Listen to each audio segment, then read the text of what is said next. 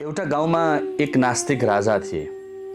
एक दिनको कुरा हो, ती नास्तिक राजा र सन्त बीचमा भेट भएछ।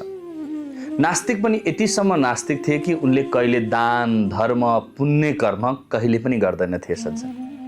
र त्यस्ता नास्तिक राजा बीच सन्तको भेट भइसकेपछि सन्तले राजालाई भन्छन्, हे राजा, मलाई केही भिक्षा देऊ, अर्थात् केही दान गर। जुन राजाको डायरीमा दान भन्ने शब्द नै छैन, उनले दान कहिले पनि गरेका छैनन्, गर्ने वाला पनि छैनन्, त्यस्ता राजाका बीचमा सन्तले दान याचना गर्छन्। अनि राजाले भन्छन्, मैले जीवनमा दान धर्म यस्तो कुनै पनि कर्म गरेको छैन र म गर्दा पनि गर्दैन, मबाट यो सम्भव छैन भनेपछि राजाको नजिकै भएको घोडाले त्यहीँनिर बिस्ट्याउँछ, अर्थात् दिशा गर्छ। सन्तले त्यो देख्छन्। सन्तले देखिसकेपछि भन्छन्, हे राजा, राजन, यदि तिमीले अरू कुनै चिज मलाई दान गरेनौ भने मलाई यो त तिम्रो काम आउँदैन मल, यो मल भए पनि तिमीले मलाई दानका रूपमा देऊ, तर तिमीले आफ्नो हातले उठाएर देऊ भनेर राजालाई भन्छन्।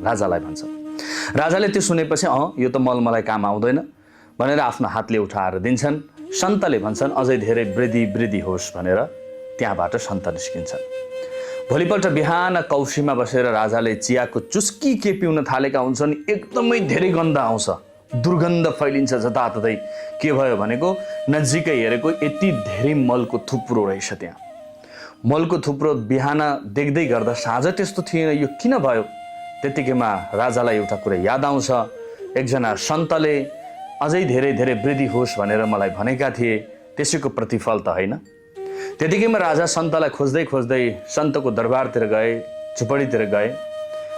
सन्तको झुपडीमा जाँदै गर्दा सन्तलाई भेटाएपछि राजाले भन्छन्, हे सन्त, मेरो घरमा त यति धेरै फोहोरको डङ्गुर भयो, मलाई त्यो बसी खान सक्नु भएन, आखिर यो कसरी यस्तो भयो, यसको के उपाय छ भनिसके पछाडि सन्तले भन्छन्, उपाय छ, तर तिमीले प्रश्न गर्न पाउँदैनौ राजन।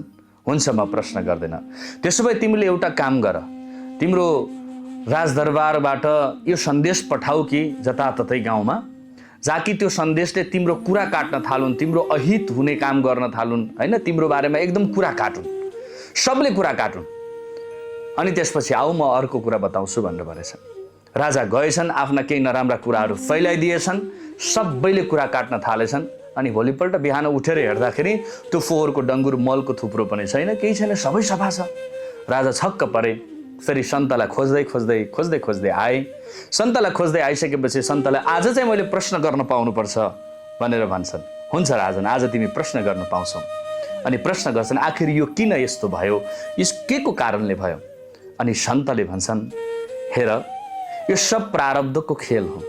हामीले जान अनजानमा कैयौँ पाप कर्महरू गरेका हुन्छौँ र ती पाप कर्महरू तिम्रा कसैले कुरा काट्छन्, तिम्रो कसैले अहित चिताउँछन् र तिम्रा बारेमा कुरा काट्छन् भने सोच्नु सबै पाप उनीहरूतिर जान्छ अनि तिमी पापबाट कटनी हुन्छ।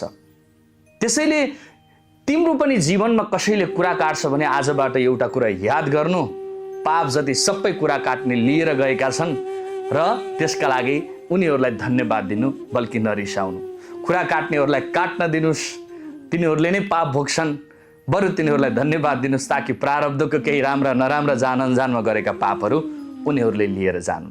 कसैले अहित हुने काम गर्यो, कसैले कुरा काट्यो, कसैले नराम्रो चितायो भने हामी एकदम रिसाउँछौँ नि, उसैमाथि जाइ लाग्ने प्रयास गर्छौँ नि, त्यस्तो नगर्नुहोस्। अक्सर यो संसारमा उसैको निन्दा हुन्छ, उसैको कुरा काटिन्छ जो हरेक जनको हृदयमा जिम्दा हुन्छ। यदि तपाईँका कुरा कसैले काट्दैछन् भने यो सोच्नु, तपाईँ उसको होइन, हरेक जनको मनमा जिम्दो हुनुहुन्छ र तपाईँ जीवित भई बस्नु भएको छ र तपाईँ सबैको प्रिय हुनुहुन्छ। आजको लागि यही कथा। राधे राधे।